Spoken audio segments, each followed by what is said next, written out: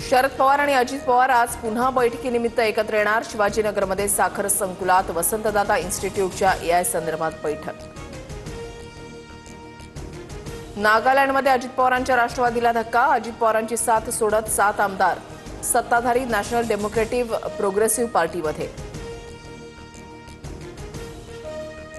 मुख्यमंत्री फडणवीसांच्या उपस्थितीमध्ये नाशिकमध्ये आज कुंभमेळा नियोजन बैठक।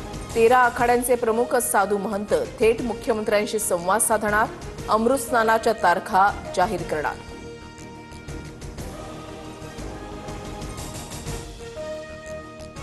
अठरा जणांनी बळी दिलेल्या प्राण्यांची शिंग कापून सोबत नेली। संजय राऊतांनी मुखपत्र सामनातील रोखठोक सदरामध्ये रहस्य उलगडलं।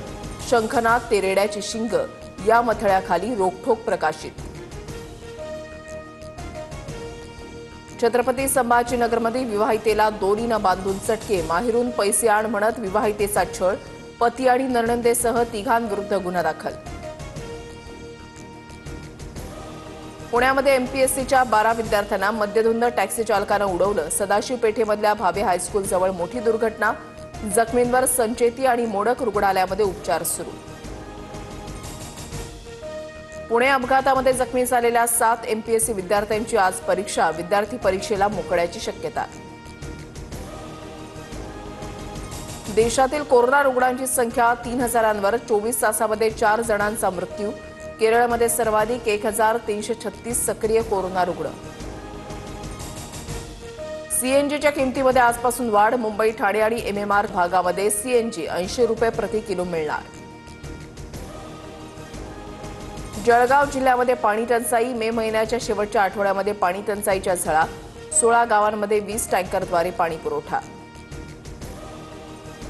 बीडच्या आष्टीमध्ये पावसामुळे टोमॅटोचं नुकसान। 1 एकर शेतातील टोमॅटोचा चिखल। सरकारनं मदत करण्याची शेतकऱ्यांची मागणी।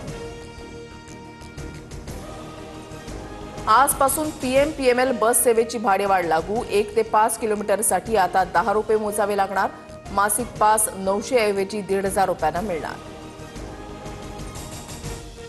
श्रीनगर लेह महामार्गावरील झोजिला खिंडीजवळ हिमस्खलन। घटनेमध्ये कोणत्याही प्रकारची जीवित किंवा वित्तहानी नाही।